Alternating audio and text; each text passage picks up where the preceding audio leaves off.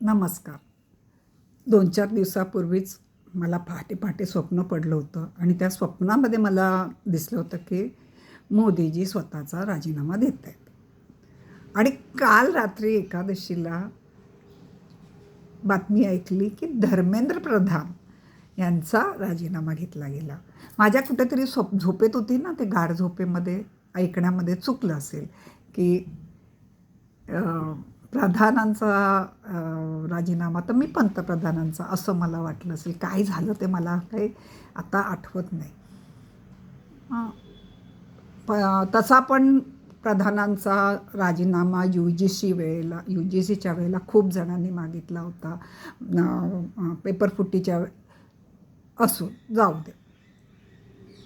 त्यांनी एक मात्र खूप चांगलं केलं, त्याबद्दल मी प्रधानांचं मनापासून कौतुक करते की एवढ्या कठीण परिस्थितीमध्ये त्यांच्यासमोर असलेलं चॅलेंज त्यांनी पूर्ण करून दाखवलं की बिना पेपरफुटीचं मुलांचं वर्ष न वाया घालवता त्यांनी पुन्हा नीटची परीक्षा घेतली, त्याचे निकाल लावले आणि मुलांचं म्हणजे आयुष्याला अतिशय चांगलं वळण येईल, त्यांचं कुठेही नुकसान होऊ नये ह्याची जबाबदारी, नैतिक जबाबदारी त्यांनी उचलली. राजीनामा देऊनच सगळे प्रॉब्लेम सॉल्व्ह होतात का जबाबदारी उचलून प्रॉब्लेम सॉल्व्ह होतात हे त्यांनी दाखवून दिलं आहे. आता त्यांनी त्यांनी कुठेही म्हटलेलं नाही आहे की माझी काही हे झालेलं आहे, की ते म्हणाले मी मुलांच्या भवितव्यासाठी, त्यांचे एवढं रडतायत ना, मी देतो, आता तरी मुलांनी शांत व्हावं आणि मी राजीनामा देतो. त्यांनी राजीनामा दिलेला आहे. आता बघूया आंदोलक काय करतात ते. आता त्या बिरबलाच्या अकबर बिरबलाच्या गोष्टीसारख्या एक एक एक एक शेपूट वाढवत जात आहेत का, बघूया. हां.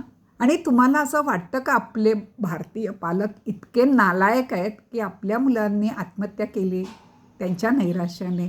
भले नैराश्य त्यांना नीटमुळे आलं असेल, आपण असं गृहीत धरूया, गरज नाही, अजून वेगळ्या गोष्टीमुळे पण नैराश्य येऊ शकतं. आईवडिलांनी दिलेल्या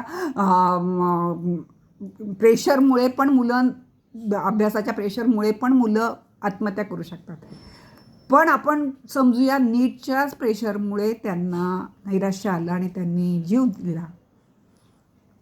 अशा मुलांसाठी दिलेलं कॉम्पन्सेशन घेण्यासारखे आपले पालक तितके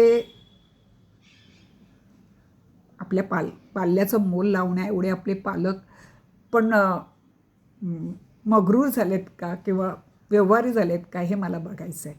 कारण ह्या नीटच्या ह्याच्यामध्ये नवीन तरुणाईतल्या मुली बघितल्या, अगदी ज्या शिव्या प्रायव्हेटमध्ये पण देता येणार नाहीत त्या अगदी ओपनली देत होत्या. आजोबांच्या वयाच्या प्रश्न तुम्ही मोदींना विरोध करा, मनापासून करा, पण ज्या पद्धतीचे शब्द वापरले जात होते, त्यांच्या आई वडील अशा मुलांना पुन्हा घरात घेतील का, हा मला प्रश्न माझ्यासमोर पडलेला आहे. बरं, जाऊ दे, तो झाला आता आपण ह्याच्याबद्दल नाही. आता मला प्रश्न पडला आहे, धर्मेंद्र प्रधान ची जागा तर भरावी लागेल ना. कोणाला भरणार आता जर सोनम वांगचुकचं नाव केजरीवालने घेतलं होतं, जर सोनम वांगचुकला दिलं तर केजरीवाल आनंदी होईल का हो? की त्याच्या स्वप्नेवर मीठ पडेल, त्याने आपलं मी बोललं आणि ते झालं असं वाटेल त्याला? आता ते एक बघायचं आहे. आणि नाहीतरी मला असं वाटतं गडकरीच्या नावाची तिथे चाललेलं आहे, तर त्यांना रस्त्यातून काढलं आणि त्यांना इथे दिलं तर काही पण. आपल्या मनाचे खेळ काय, मनातल्या मनात विचार करायला आणि तुमच्याशी बोलायला मला काय मोकळेपणी बोलायला काय वाटत नाही. आता नवीन शिक्षण मंत्री कोण, ह्याच्याकडे माझं पूर्ण लक्ष आहे. कारण स्मृती इराणीलाही त्या वेमुलाच्या ह्याच्यामध्ये खूप त्रास दिला. ह्यांना शिक्षण तरी स्मृती इराणीने सुद्धा शिक्षणातल्या कुठल्या गोष्टी ह्याला हात नव्हता लावला, जावडेकरांनी पण नव्हता लावला. ह्या माणसांनी मात्र, प्रधानांनी मात्र बाबर अकबर सोडून आपले बाकीचे जे खरे ज्यांनी इंग्रजांशी लढा दिला अशा स्वातंत्र्य लढ्यामध्ये भाग घेणाऱ्या वीरांची नावं दिली आहेत. बघू काय होतंय. कारण खरंच ह्याच्यातून एक मात्र जाणवलं तरुणाईतलं आणि मुख्य करून तरुण मुलींचं बोलायची, समाजात वागायची पातळी अतिशय खाली उतरलेली आहे. त्यामुळे आता असा कोणतरी शिक्षण मंत्री पाहिजे की पुस्तकी शिक्षण असेल नसेल पण नैतिक शिक्षण मात्र मुलांना यायलाच पाहिजे असा पाहिजे. रस्त्यावर छोट्या छोट्या गोष्टी आहेत. रस्त्यावर कचरा टाकतात, अर्ध्या कपडे घालून अर्धनग्न फिरतात. हल्ली सिगरेट्स मुलांपेक्षा मुली ओढणाऱ्या खूप दिसतात. ह्या सगळ्या नैतिक शिक्षणाला